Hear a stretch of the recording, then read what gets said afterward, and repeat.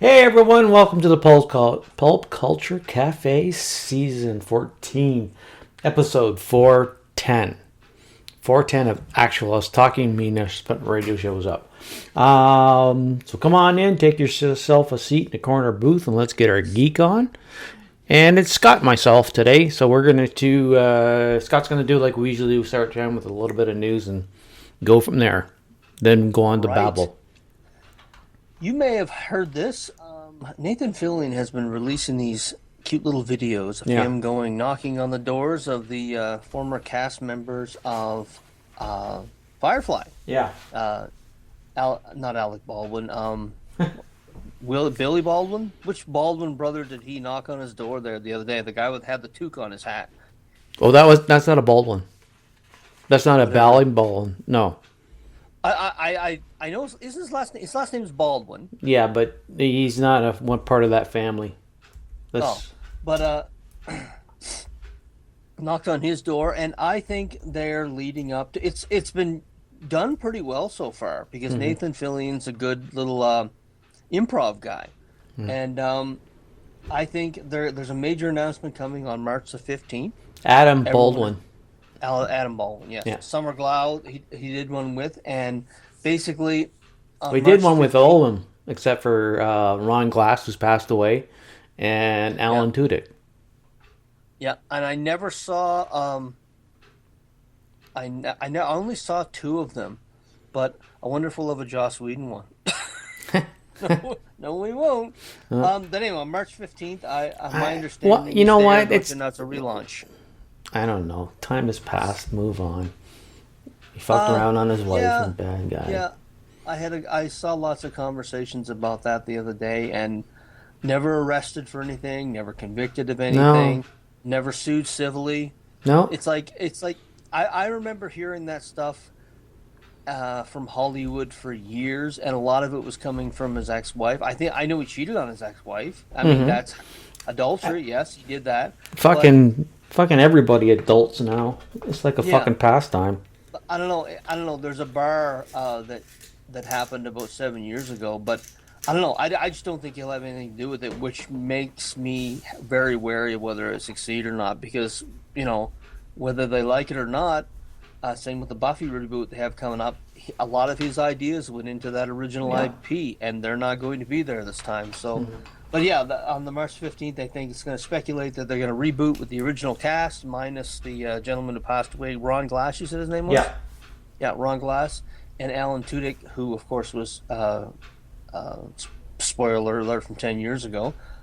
He was lost his life in the movie, which by Yeah. the way, that movie Serenity was Yeah. fucking great. Yeah. Still holds up today. I watched it about a year and a half ago, and it's still a really I good haven't fucking watched it in a movie. while, but I remember when it was released, how shocked I was how poorly it did. But something else came out. It was one of the MCU movies came out like a week before, and it just got sucked up in that juggernaut that it was at the time. But mm-hmm. yeah, I think it only made like $15 million the first weekend. A lot of people were surprised, like, wow, I can't believe that. But you get in that cult bubble where you Yeah. think everyone's watching it, and Mm-hmm. there's not as many people watching as you thought it Yeah. was going to. I think they can do it. They've got the cast itself has kind of built their own path in the last 10, 15 years, so I Mm-hmm. think there'll be some interest in it. But I don't know. I don't know. Without Joss steering the ship, we'll see how it goes. Of course, they'll probably mention the director and whoever's going to be steering it when they announce the reboot. But Mm-hmm. I'm curious. I don't think it'll be a movie. I think it'll be a TV show or perhaps something on Netflix. But Somebody's already on the internet. I didn't read it because I didn't care, about interfering with the rookie TV show. Apparently, they're okay. Oh concerned yeah. with that. Okay, Well, I'm assume that if Nathan didn't feel like comfortable enough, he could do both. He wouldn't be doing it. yeah. It's like I taking mean, consideration. I mean, he just didn't go, well, I'm going to do it. Oh, what happened? Oh, I can't do it. Come on, people. Give some fucking brains. He's not going to do it that in if interrupts to this series. they've wanted that rebooted for years. I'm sure they'll work. I'm sure that's one of the first conversations they had was, can we make this work? He's a Yeah. hardworking guy, good Edmontonian boy. The Nathan Fillion something pavilion. Pavilion? Yeah. Yeah. I would love to get James Gunn here just under that premise, actually, because I remember when that whole thing went down. Remember a couple of years ago, Yeah, there. Yeah, James Gunn and Urban Elba. Is this a real thing? yeah. Is this a real thing? But we still haven't gotten our Wolverine statue, so I want that first. But yeah, 15th. We'll see what he has to say. It could be. I don't know. Well, they've said a few things. They've said it's not a con, and it's not a comic. They gave a bunch of things that it wasn't. Mm-hmm. So much so that the only thing it can be is a reboot. So Yeah. Okay. I'll give the first couple episodes a look. Without Joss Whedon, it's going to be missing a bit of the secret sauce, but we'll go from there. Yeah. Paramount is indeed buying Warner Brothers. Oh, they are, eh?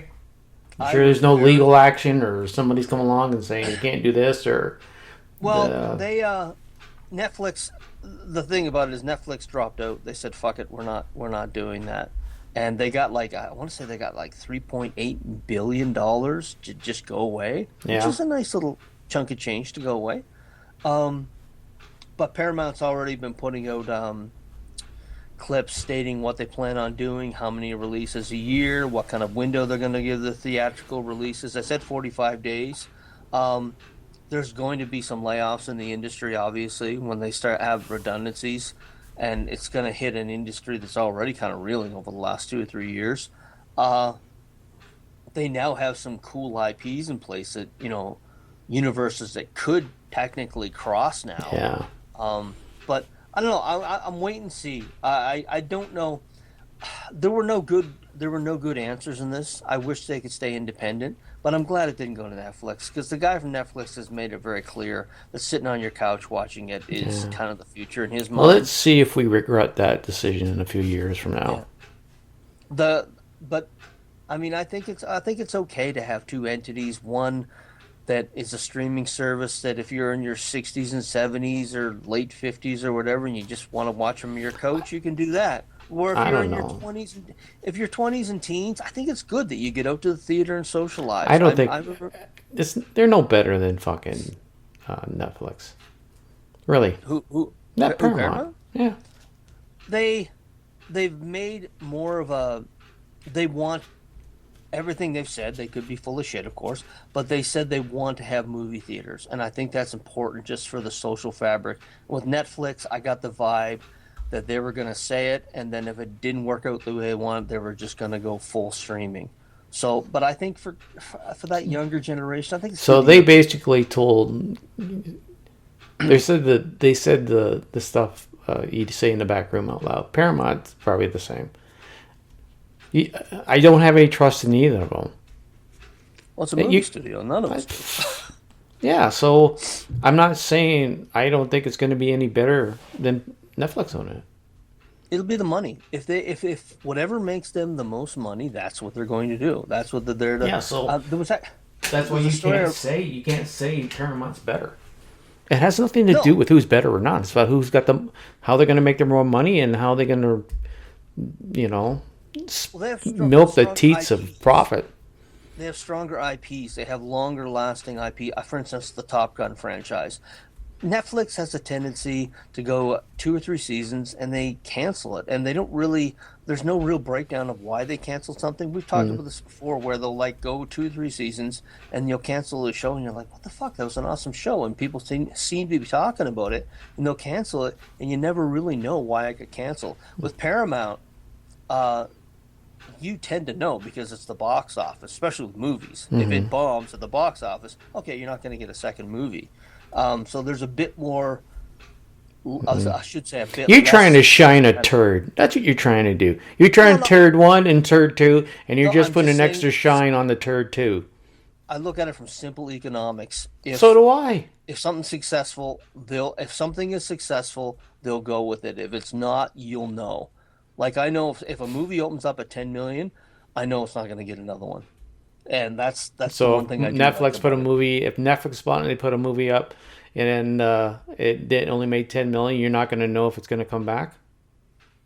Netflix, they had talked about putting movies into theaters. No.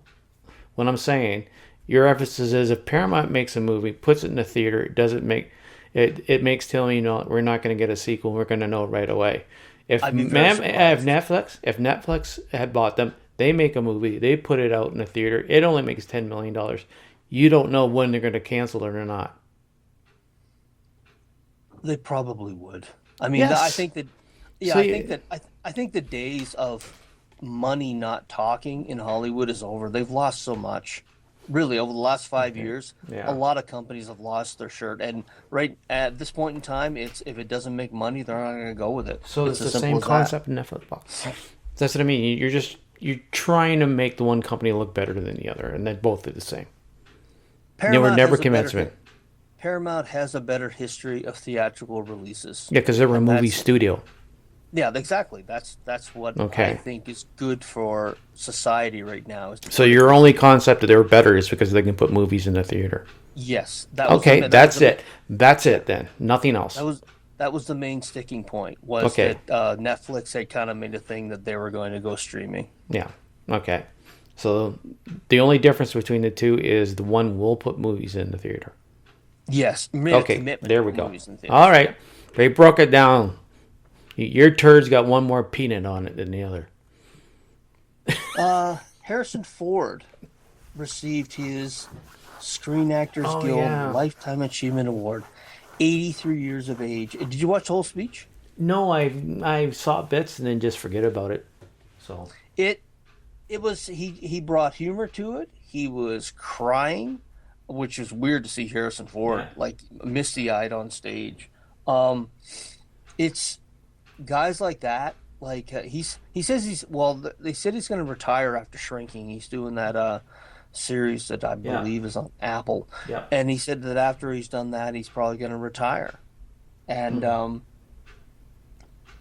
that's one of those things that when he does decide to hang it up, it's like God, there's never going to be another Harrison Ford. Mm-hmm. But it was good that he got it, and he did a really good job. And they gave him 8 minutes too, and that was talked about a few of it. Not too many folks out there get like 8 to 10 minutes to do any fucking speech in Yeah, yeah, Hollywood yeah, these yeah. days. Yeah. So it was good. I enjoyed it. I never watched the entire broadcast, but I did watch his entire speech. It's up on YouTube now, Oh, and okay. he was very emotional, and he thanked everybody, and he had lots of humor, and he's great. He should have done more comedy because his timing is impeccable. Like he Yeah. was doing a stand up set in the midst of that speech, and every fucking joke landed. So, but yeah, he's hanging up the shoes. As he said, I'm only halfway through my career. I don't know why I'm getting this.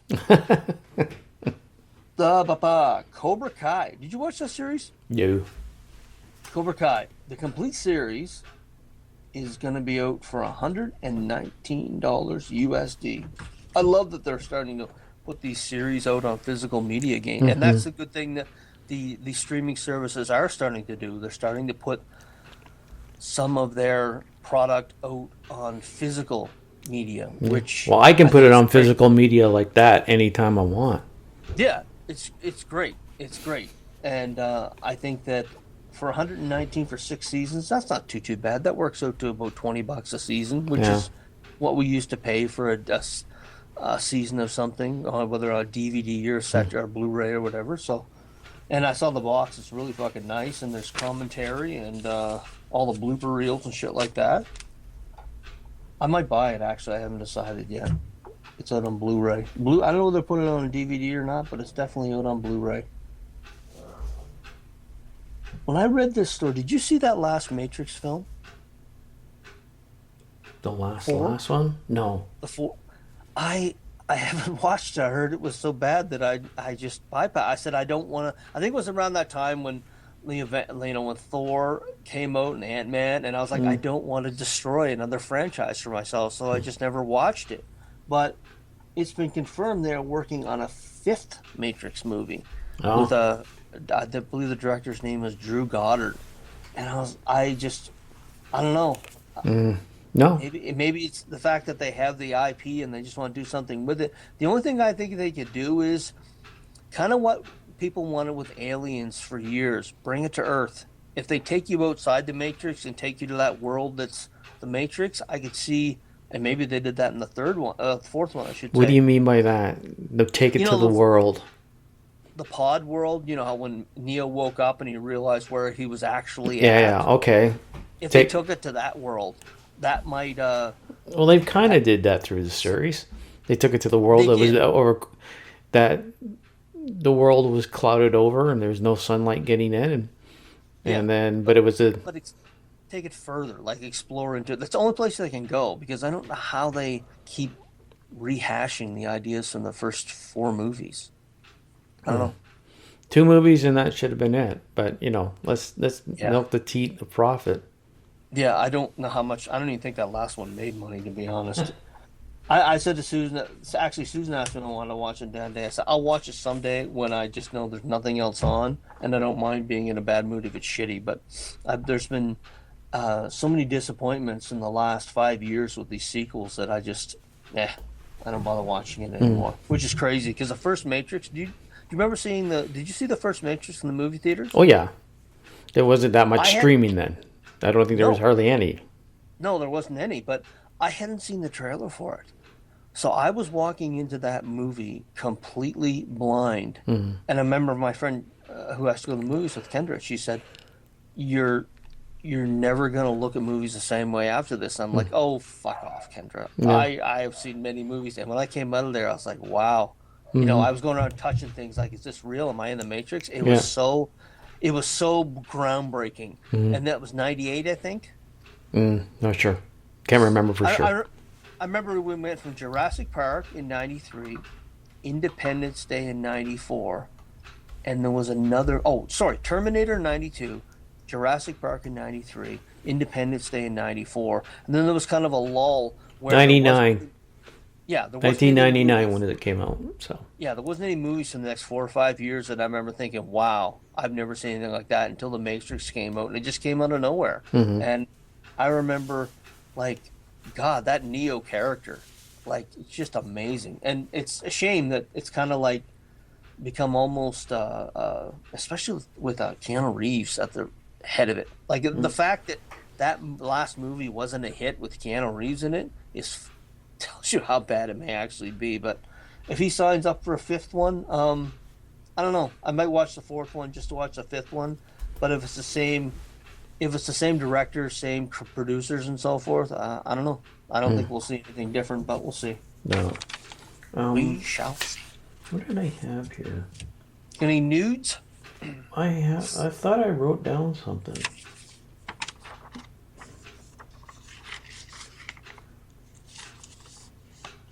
Oh yeah, did you? I saw this from that show that I watched, Screen Crush.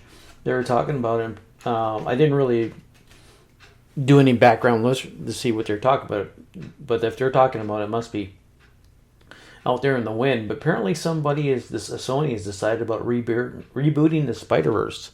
Yes, I read that they were going to do that, Yeah. and I don't know.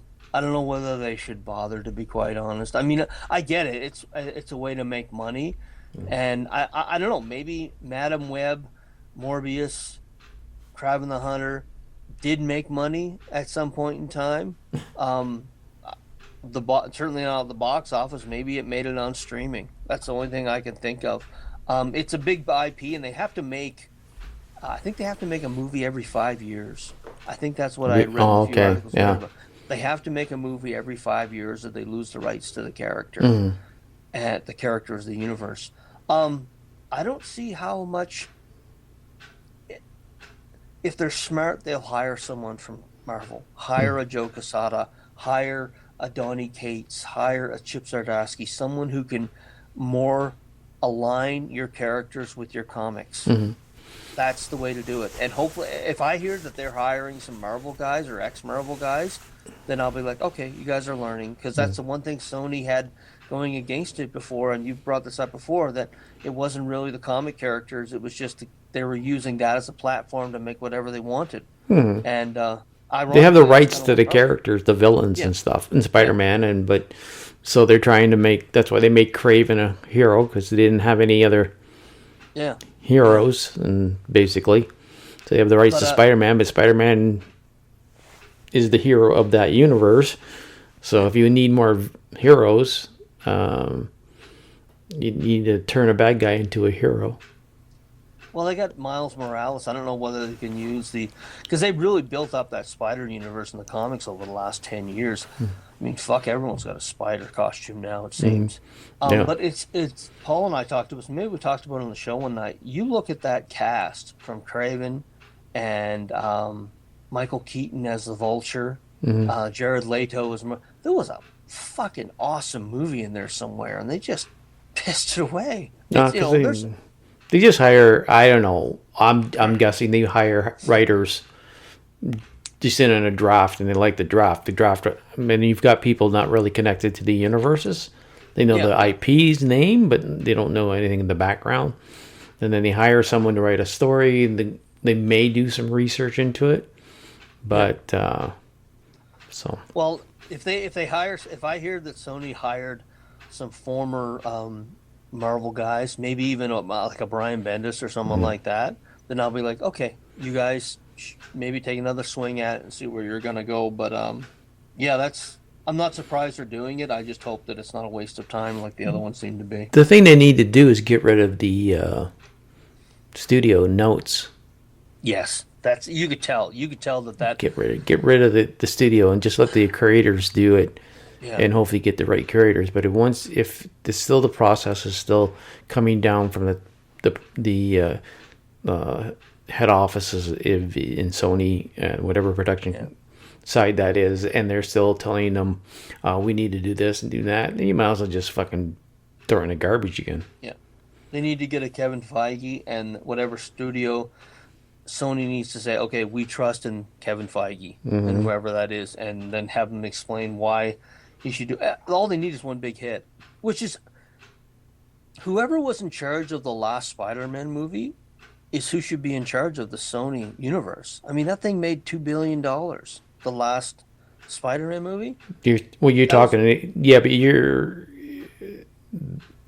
Marvel had a big input in on that. Sony didn't have a lot. Well, with the director, I mean, that was the only Sony movie that really was a big hit for them of that Spider universe in the last 10 years. All the rest of them bombed. So which Spider-Man are we talking about? Were we talking about the live action or the cartoon? The live action with the 3 Spider-Man with Andrew Garfield and that. Okay. Yeah. That was the only real Spider-Verse movie that had any kind of successful in the last 10 years. Yeah. Well, they had the director, but they also had Kevin Feige as executive producer. Oh, so Marvel. The Marvel does have. Yes, Marvel didn't just say, okay, Sony knew that if you let Marvel handle the majority of it, they could make money. So it wasn't like Sony made a movie and they just had Kevin Feige standing around with his name on it. I think he had more control than the studio execs at Sony. So that's why that would explain. Right. So it's like you said, money, right? Milk the teat. They said, oh, we can make money, but we kind of have to have Marvel running it because they're doing a really good job. If we do it ourselves, it's going to fucking tank because too many people don't know what the fuck they're doing. Yeah, I'm guessing. They need to get themselves a Feige. Mm-hmm. A Feige. We'd like to order a Feige, please. This ironically came across. I had made this story, and then that shit at the BAFTAs in the UK happened.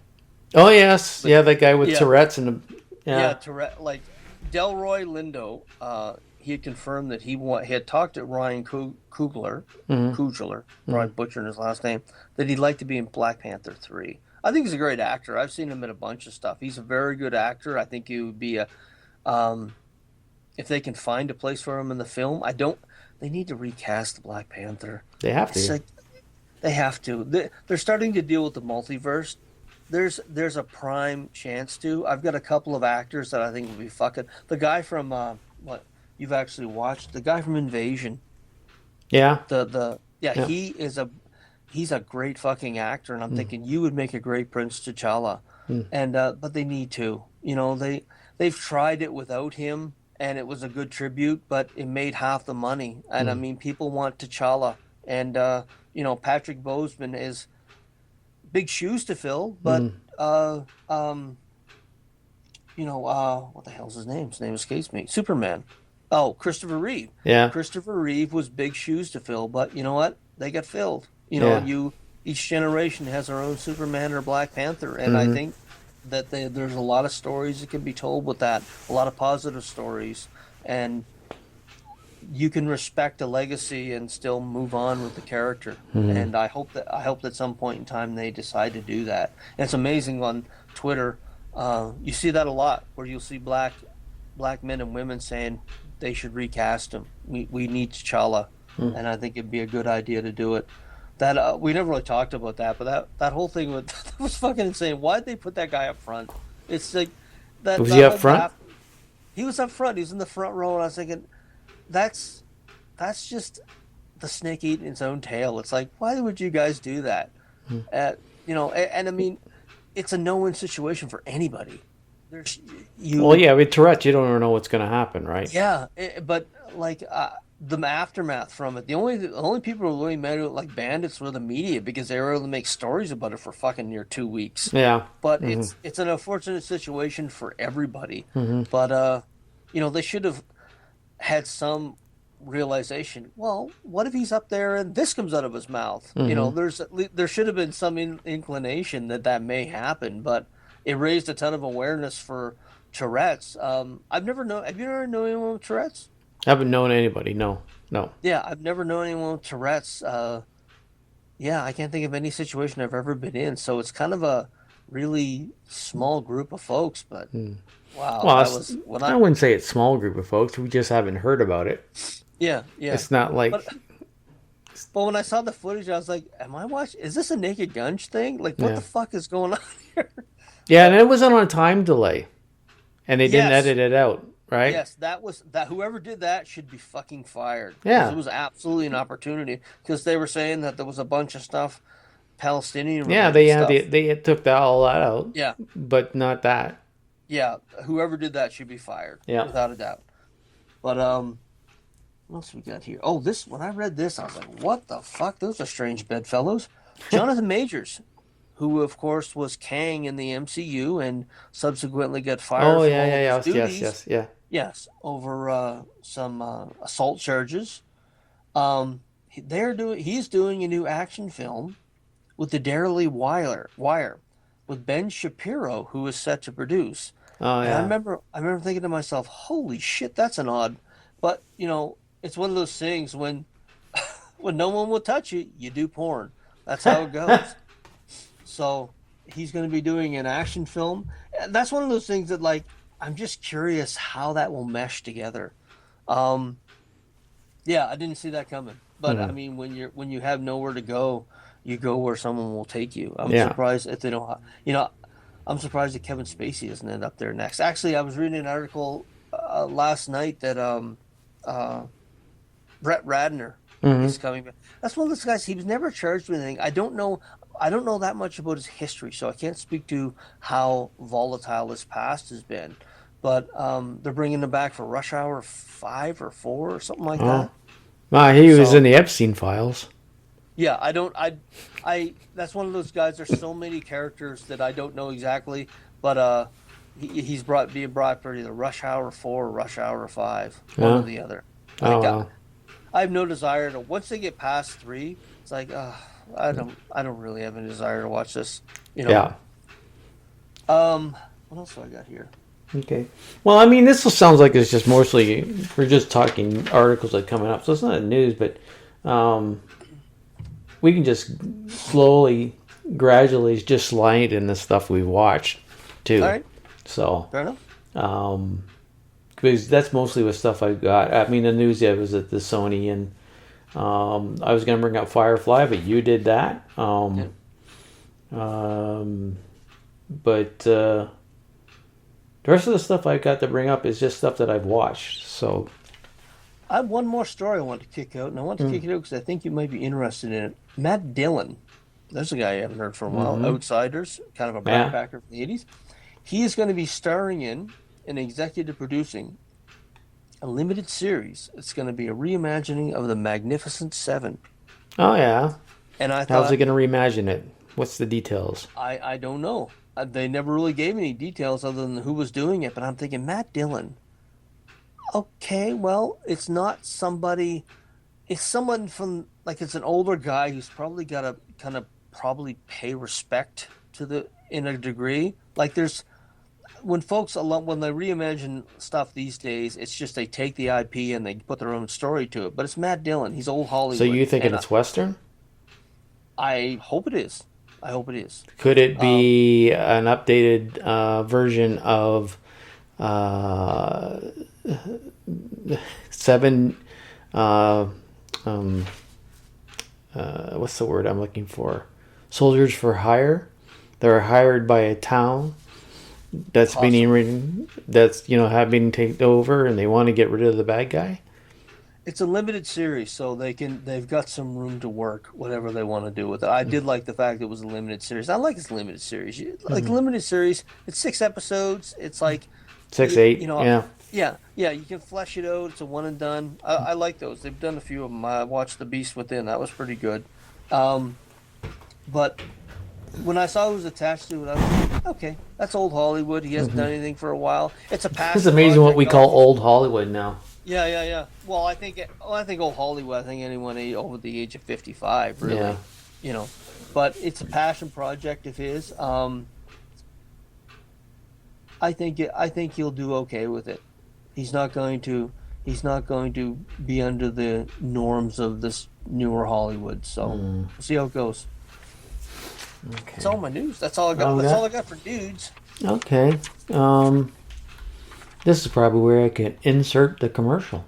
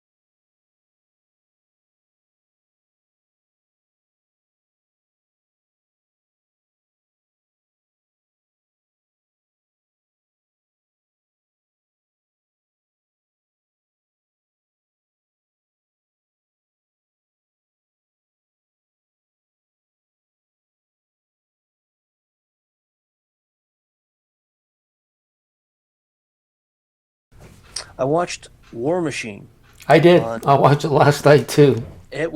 I was pleasantly surprised. I was thinking to myself, music adds so much. A Yeah. score of a film adds so much because that music in the background. It's funny because I brought this up on the podcast before, where the music that they're having in shows now, like The Pit, Hmm. medical drama I'm watching has this fucking folksy music and it doesn't match with the fucking uh, topic at all. And this movie last night, the music was just perfect. The tension, the fucking tension Yeah. that you are, where this, there's a lot of stuff I had seen, but it was very well done. Yeah. The, you Oh, so know, you're like me picking out where you've seen this before? yes, I was, but it was very well done. The music and the tone, and I'm telling you, I was on the edge of my fucking seat that whole hunt. I was Oh. really, it was much better than I thought it was going to be. Because when I saw, I thought it was going to be a blatant rip-off. The rip-offs weren't blatant. There was definitely some stuff, when it's rising up, War of the Worlds, Tom Yeah. Cruise, that kind of thing. Actually, Susan pointed out the end scene was kind of reminiscent of Christine. right down to his knee being injured, so he couldn't put his foot on the clutch. Mm-hmm. There was, but it was well done. It was like, I remember I turned to her at the end of it. I said, there was a lot of fucking stuff packed into an hour and 40 minutes. Mm. That's what I like. We weren't gonna watch the whole thing at once, but we watched it in one shot. Yeah. I enjoyed it. I was surprised. Yeah. Well, I liked it, but I did have the tension. It does get to you. You need the tension, but I just couldn't. I just kept saying, I know that part. I know that part. Oh, you're gonna die right from the start. I know you're gonna die. You're gonna die. I didn't know many people were going to die. I thought I knew a lot of them were going to be, wiped out. I thought maybe one or two might survive with him, so that was a bit of a surprise. Yes. But the overall, one did survive. Sorry, so Yes. more than the one guy survived. But again, I found it entertaining. I did spend too much time recognizing scenes from other movies, concepts from other movies, and put it in there.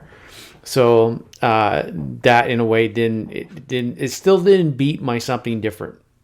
Okay. No, it didn't. And I've always said I've broken that down into two categories: when they do it and it's not done very well, and when they do it and it's done well. And I found with last night when I was watching it, I was thinking, okay, it's not as good as the original, but still pretty good. The scene you're talking about, like when they're doing the race through the mountains. Yeah. I didn't expect all those people to just. Yeah. That was surprising. I was like, okay, well, that's war. That's sometimes what happened. Yeah. You're not going to have people miraculously survive. I remember when I did that. I think I mentioned the podcast Jurassic World, the last one. You're like, how the fuck did that guy survive? Yeah. But I didn't have to do that last night. It was rock'em sock'em, and Yeah. it was funny. The guy that did survive, I said to Susan, I said, that was like something straight out of Naked Gun, where he got flipped and flopped all over on that board, and he still survived. Yeah. But the creature was, there was a little bit of Terminator, a little bit of Ed 209 from the RoboCop series. Yeah. But it looked very well. The CGI looked great. I thought the scenes in the valley and stuff were just fucking phenomenal. I'd like to know. I mean, it's set up. If it does well, they've set up, for another movie. Yes. And they set it up in more of a natural way, I felt, for me. It wasn't like, okay, we're winning, this comes in, we're done, woohoo, we win and everything. And then they come back and he finds out all the stuff that's been happening, we set it up. And it didn't, like most cliffhangers for a second movie, you kind of, it's real cheesy in a way. Yeah. They leave it up, we can do another one. This wasn't cheesy to me. Because it was like, okay, we got to keep going. It isn't some stupid ending. That little tease. They showed that little tease of that thing going through the streets. Yeah. Shooting, and I was thinking, ooh, where's that? What the hell's going on? How are they going to handle that in the city? Yeah. So it gave you just enough to make you think, I'd like to see a sequel to this. Just because it'll be a different terrain, it'll be different situations, probably different characters even. They did this very well. It was the fact. It reminded me of. Did you ever see a movie with Liam Neeson called The Grey? No. It was shot actually in British Columbia, and it's wolves that are hunting the plane crashes, and they're being hunted by wolves. And there's a lot of things, but again, very well done. A lot of tension. The tension last night when I was watching that, I looked at Susan, and Susan was just. She had her hands on the fucking thing, and she's just bug-eyed at the screen. Yeah. Gotcha, bitch. So they definitely had us. So that's you're making a movie. That's what you got to do. Yeah, and they did. So I was pleasantly surprised. Yeah, me too. I was pleasantly surprised. Let's see, what do I got here? Got the Rise and Fall of Reggie Jenkins. I can't remember where it's at. But it has Kevin Hart. Fuck. What the fuck's the guy's name? No, I had it. Leroy Jenkins? No. Reggie Jenkins. Not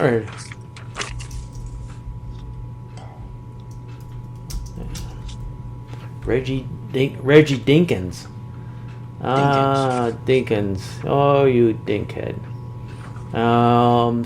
Tracy Morgan. That's it. Tracy Morgan, Daniel Radcliffe, and it's about an ex-football player, and they're in this. They hired Daniel Radcliffe as a documentary guy to come in and make a documentary.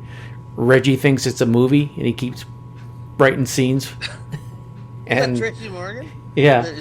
Tracy Morgan. Yeah. Oh fuck, he's got his voice. He's just his voice. You know, I found it entertaining. It's nice. It's really amazing to me how Daniel Radcliffe has kept working, but he does so many different shit. And I've read a story. He said, or someone said, because of all the money he made from the Harry Potter movies, that he can do whatever he wants. Yeah. Yep, that's exactly it. So I found it entertaining. I can't remember where I watched it because I'm jumping all over the place now watching stuff.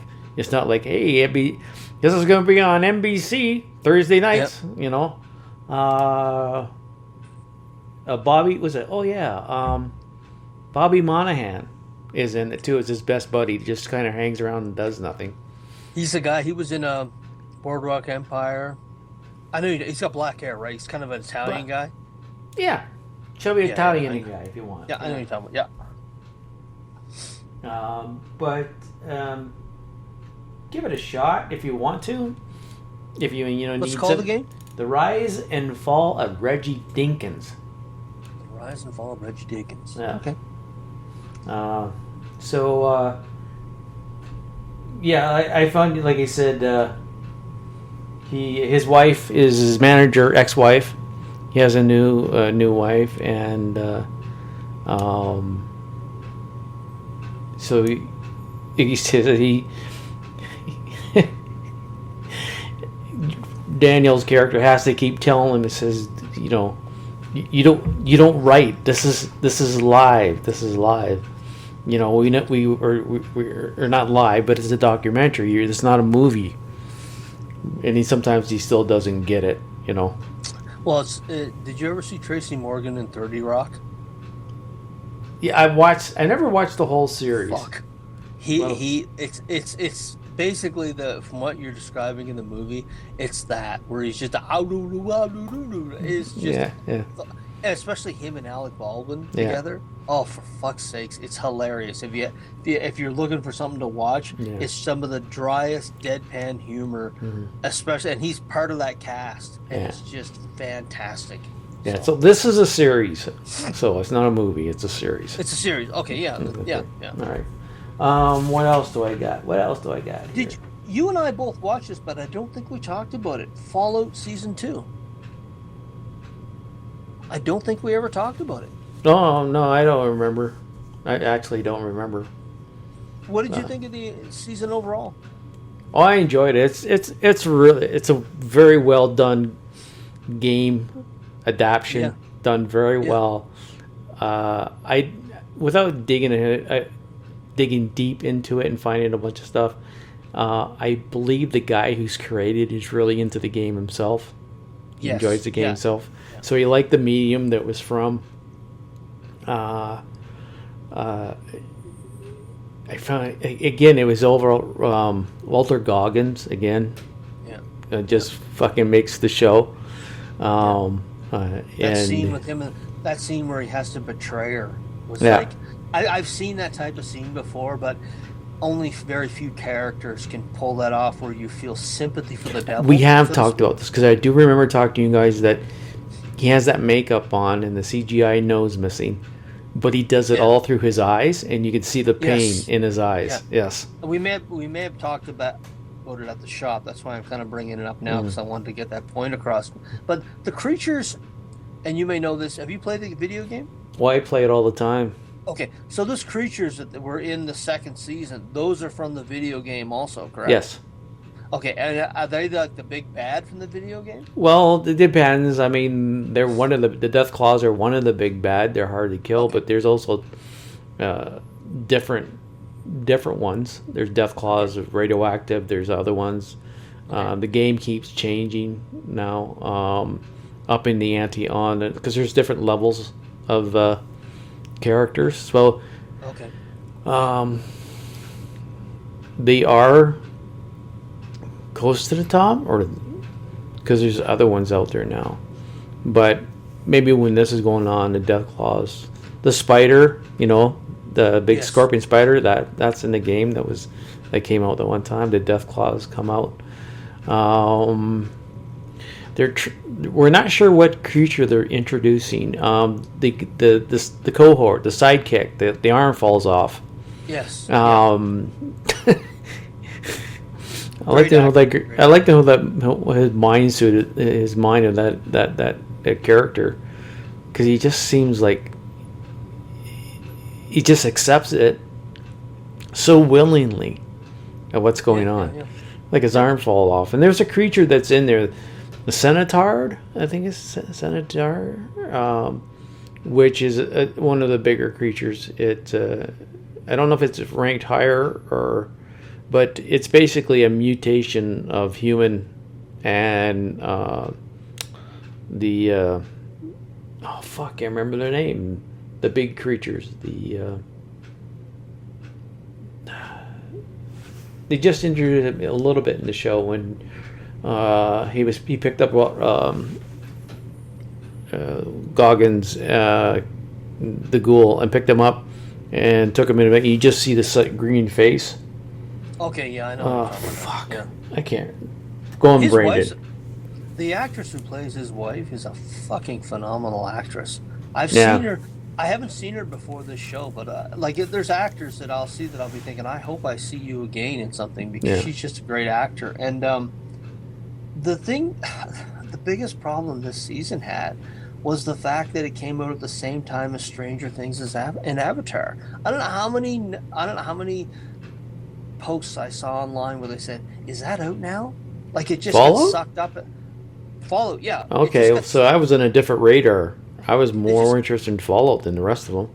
But Avatar came out on the 20th. I think it started on like the 18th of December or something like that. And then Avatar came out that week, and then Stranger Things came out on the 23rd and the 31st. And they just sucked, at least as far as media goes, the media wasn't talking about it as much because those two entities just kind of took up a lot of the news stories. And it was like people were kind of catching up on it. The first couple of weeks, they were like, "Oh shit, I didn't even know it was on." Oh, and I saw a ton of those posts had that totally catching up on it. Totally different impression than you did. Yeah, well, I didn't pay much attention to it until like into the third or fourth episode, but it was good. It's one of those underrated shows that Walter Goggins he's turned that into a classic Shane-like character, even though he's the classic anti-hero. I mean, he really owns that, and that he really brings that show along. But the entire cast is really good, right down to the guy who was on Twin Peaks, he and the daughter. Character's name. Yeah, just great acting all the way around. Which when you have something like this, you need good acting also. It's not just about the CGI, and we've seen lots of properties where they depend on the creatures and stuff like that, but the good acting really is the backbone of this series. I enjoyed it. I'm looking forward to the third season. Ella Purnell? Elaine Purnell, no, she's the leader. And then Kyle MacLachlan? Yeah, Kyle MacLachlan, yeah. MacLachlan, yeah, he's the yeah, I mean the character of the ghoul, he's made his way into the video games. He's part of the video games now. That you go in Fallout 76, you go to this one part, and he doesn't. You don't really interact with him other than say, I've got bounties. You want to do? They have about a bunch of bounties that you go on. It gives you the. So he was not part of the original video game. No, he was created for the TV show. And then he's like Daryl to The Walking Dead, where he was created just for the TV show. Yeah. Interesting. I didn't know that. So now he's in the game now, and Bethesda has said again. I'm not a deep researcher and get the correct information, but from what I'm hearing and what I saw is that Bethesda is going to start making what's happening in the game on the show part of the game. Okay. So, sort of where the game's going, You're going to see it in Fallout 76. Okay. So you're not going to see it so much in the Fallout game itself. There's two. There's the Fallout game, right? Then there's the Fallout 76, which is an online game that they update all the time. Keep going. That's where that Walter Goggins character shows up. Walter Goober? Yeah. Walter Goober. So. I've got a few things that you've probably seen them in the past, but they were new to me. So I've watched the series. I watched Extras season 1. I had never seen it. No, I've got it on my BritBox. I don't think I've ever watched the whole thing myself either. Yeah. It was 6 episodes. Had Kate Winslet, and it was funny. I'd seen that footage of him from the Golden Globes where he looks down at Kate Winslet. Winslet told you do a movie about the Nazis. Watch them, watch the. And I watched that episode, and I got the full joke. And Patrick Stewart, right thing, and all of our clothes fall off. Is it a comedy? No, it's not. I really enjoyed it, but I like it because you can see the stories building. It's kind of like where he's an extra in a film, and you show that journey of him going from an extra, which I assume he's going to end up in a series. But it was kind of cool to see that journey where extras are, at least at that point in time, they're treated like dogs on a film set. Who knows if there still are or not? Yeah, there's no glamour to it. But his co-star, and I also realized a lot of the people after watching Afterlife first, a lot of the people he started out with, he's still with years later. Which I thought was really cool. His wife from the show that. Sorry, I just interrupt. We've jumped ahead an hour, right? So it's almost 2:00 already. Is it 2:00? Yeah, 1:58. That's what I got on mine. They should have switched over. I have no idea. I've lost all. Hold on. My phone says, 1:58. Jesus Christ. Okay. All right. Yeah, that hour just fucks you over. That hour gets that ass. Yeah. But I when I was watching it and I saw like that character with the glasses from Afterlife, the one that tells the fucking filthy jokes, he's in that first season, and I'm thinking right from the beginning. And I've seen a few. There's a series that Gervais did called Derek that I want to watch too. Yeah, have you ever seen I've Derek? watched 1 or 2 shows, but never finished it yet. I watched the scene where they're in the trailer and he's talking about screwing her, going in the door and coming out the door, and fucking Gervais can't keep it together. I'll bring it. And I'm like, fuck. I said to myself, I would rather see an hour and a half worth of bloopers from them trying to keep it the fuck together and to finish the scene. But I really enjoyed it. Season 1, it was like 30 years old now. It's up there. It's like, I think it was like the mid 90s. But it was great. I really enjoyed it. I've made a point. I'm gonna do a review for the 4th season of Blackadder, and I've been watching a lot of British comedy that I probably should have watched a long time ago, and I've got a little list that I wanna. I've never watched Fawlty Towers. Oh wow! Yeah, I know. You need to get out of the house more. I know. I've never watched Fawlty Towers. You hear that, Paul? If you listen to this, browbeat him when you come on next time. I've never watched Fawlty Towers. I've never watched the complete season, and I had no idea there was just one season of Mr. Bean. Never watched it. Watched the Christmas episode a bunch of times. Yeah. See clips. Never watched the entire series, which I didn't know was only one season. Yeah.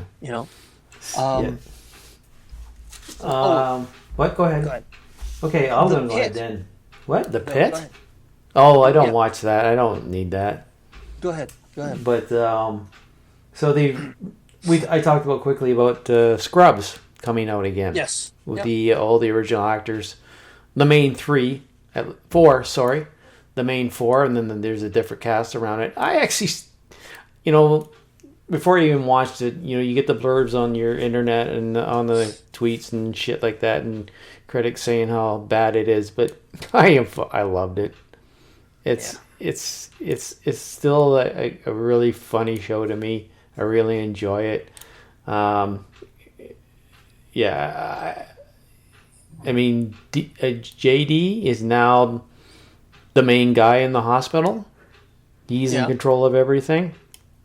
He has a rival that wanted the job, but his mentor in the original series was a chief of staff or whatever they call it there. He's retiring and he wanted JD to be the replacement. Oh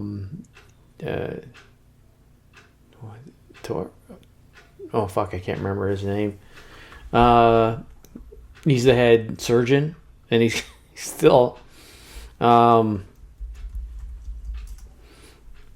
me pull up the name here. Oh, Scrubs. You put that Scrubs in, and you get Scrubs other shit. You want Scrubs TV series? There we go. So Zach Braff, Sarah Chalk, Donald Faison, Ken Jenkins, but so Dorian and they're not giving the character's name. Yeah, rotten bastards. So, but it still has him daydreaming and then going to little stupid skits and stuff. Yeah. Maybe it's because it reminds me of old television in a way, right? These stupid comedy sitcoms. I miss some of the. I've seen some of the ones they try to do on Netflix, and it just doesn't have the same feel. I don't know why, but this one's on. It's on Disney, but it seems to be filmed the exact same way. So I really enjoy it. Yeah. You're going to see a lot more of that, I think. When you see shows like that are successful, I think you'll see people start going back to previous properties and saying, okay, let's, even if we do two or three more seasons, it's what the fans want. Let's just give it to them. We'll make a ton of money. Merchandise, probably. I'm sure they're merchandising Scrubs stuff again. Turk is the character's name. Turk. There's still two big fucking kids in the series. It's kind of funny. Yeah. So. I never watched it. How many seasons was the original one? It says 9, and a bunch of them left, and they try, and then so I assume season 10 is back with the original. Everybody back the same. Well, I mentioned it a bit just before you mentioned that this you were watching a comedy. The Pit on Netflix is not a comedy. It is basically, and before I begin the quick review, they're being sued. They're being sued by the widow of Michael Crichton, who was. I thought that was all done. My understanding, just from what I read when I was about to do the review, is they are being sued by the widow of Michael Crichton because she said it reminds it basically is. It's ER.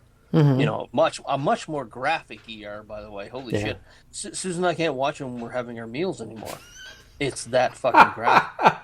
It's that graphic. Like you said you saw a big dick with a heart on and a close-up of the vagina. Well, basically, live childbirth. And she was like, I can't watch this when I'm eating.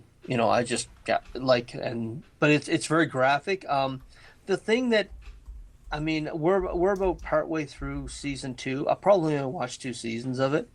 Noah Wiley, they're some really great acting. Actually, Bryan Cranston's daughter's on, whose name escapes me. She plays kind of an autistic. And I was watching her mannerisms, and I'm thinking, where the fuck have I seen that before? And it's Bryan Cranston's daughter. She's a great actress. There's a lot of good acting on it, but it just takes place in the 24 format, like that show with Sutherland, Donald Sutherland's son. What's his name? Kiefer Sutherland. When they did 24, it was hour by hour. Yes. And that's how this works. Yes, that's right. Yeah, hour by hour, and there's not a lot of room for socializing or social interacting. So basically, I've seen you'll have about 10 minutes of fucking around in the ER, and then you'll have 10 minutes of medical gobbledygook.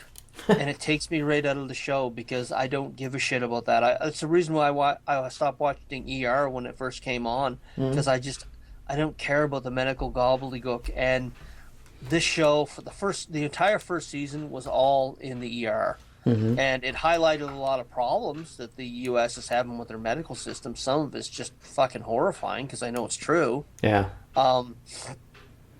But I mean, everything from how people try and get drugs to how they lose their shirts with insurance, how insurance providers will ship people off to other hospitals because, hey, your insurance is covered over here, but it's not here, so we're going to put you in an ambulance ride that may or may not kill you, but hey, you know what? It'll be paid for over there. Scrubs has brought that up a few times. They've talked about Yeah, it. They have one young doctor that is from England, from the UK, yeah. and he's talking about the national hair care system there compared to the American one. So, There was a character on The Pit. He was a paramedic in Afghanistan. And he's basically, they have, and my understanding is they've actually started doing this where they'll start triaging like they're in a war zone, with markers and this person lives, this person dies, and I haven't been in an emergency room here in Edmonton for probably 15 to 20 years. I think when there comes a time when I have to, I'm going to be in for a big fucking shock because I guess emergency rooms in general across North America, it's just kind of chaotic. And this show really, that's one thing it does very well, is it shows you that the shit is definitely hitting the fan when it comes to the medical industry. And probably, I mean, I'm guessing Canada is not much more different. From what you hear about, emergency rooms and what happens sometimes. no, I when think they it's a don't lot quite get different. Yeah. Well, I mean, like, just people in the hallways. I mean, 25 years ago, having someone just in the hallway because they didn't have a bedroom to put them in, it's gotten that bad. But it's really good. I mean, the acting is very well, but it's just the gobbledygook and the gore. Gobbledygook. Gore. Goddamn gobbledygook. The gore is really bad. Do not fucking eat your supper while you're doing it, because all of a sudden you'll be like, what the fuck is that? But if you love DR, you'll absolutely love this. How do you spell Gookk? Gookk? Oh. G-O-O-G? So G-O-O-K. G-O-O-K? K. Yeah. K? Actually put two K's, because I think G-O-O-K spells Gookk, and that may go down a different rabbit hole. I would say G-O-K-K. G-O-K-K. Okay. Okay. What else you got? Let's see. Moon Boy. If you like British comedies, this is on BBC. BritBox. I don't know if you know the character named Chris. Have you ever seen the IT Crowd?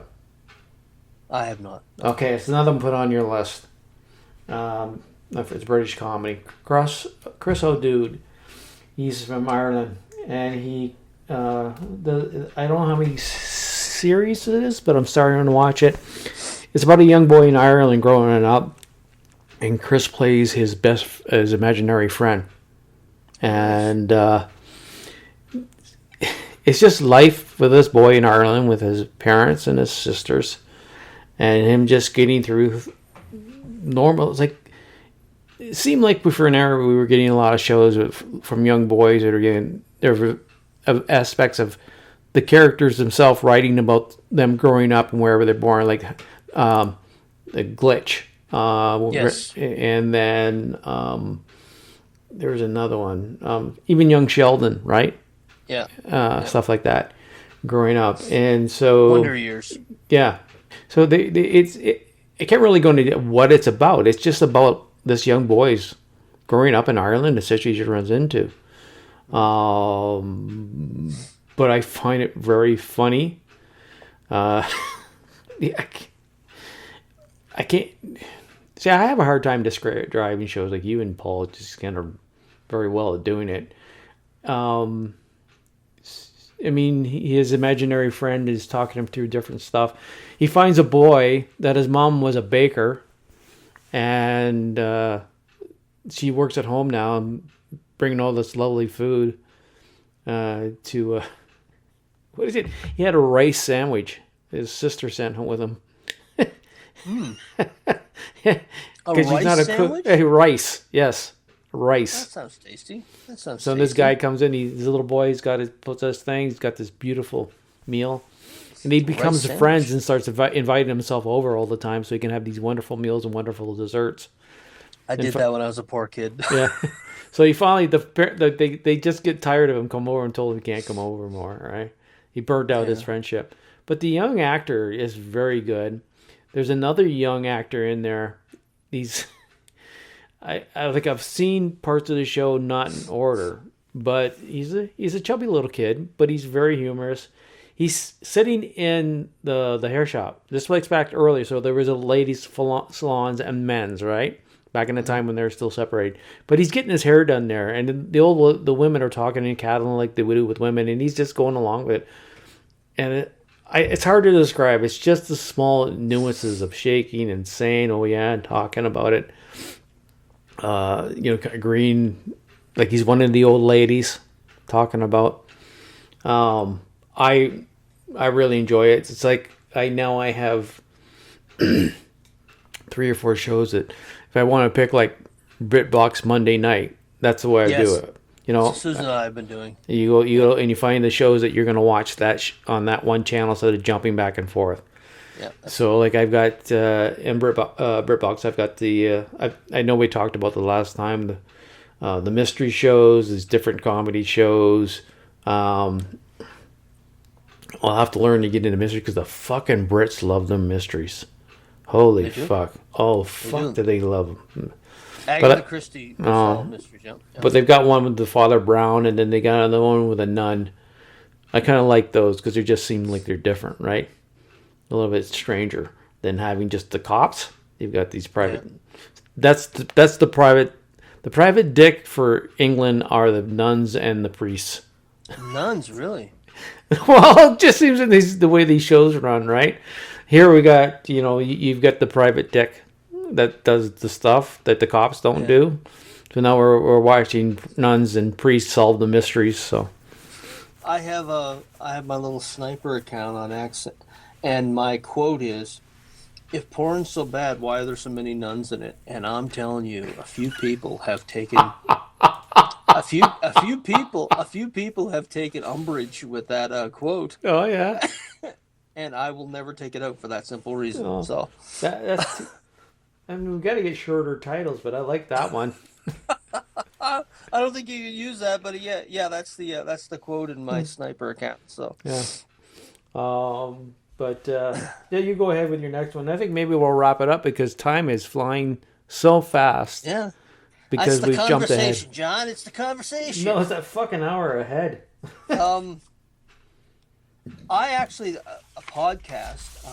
I like this podcast because Stephen Amell was on Inside of You with Michael Rosenbaum, and the last time they spoke, he had just signed a contract to do a reboot of Suits L.A., Oh yeah, which yeah. which lasted one season and went no further. And he was back to talk about. Actually, he shot a series here called Borderline, and I haven't had a chance to do much research on it. It's going to be coming out, and he said he loves doing Canadian stuff like that because he can kind of slip out and do it. It's a 6 episode season. He said it's interesting. There's a creativity there, but he said I was kind of bummed about Suits because I didn't think it was going to end so quickly. And part of the podcast is him talking about, hey, this is what happened. He never talks anything about the shit that went down, during the strikes. That's kind of, it felt like it was kind of taboo to bring that up.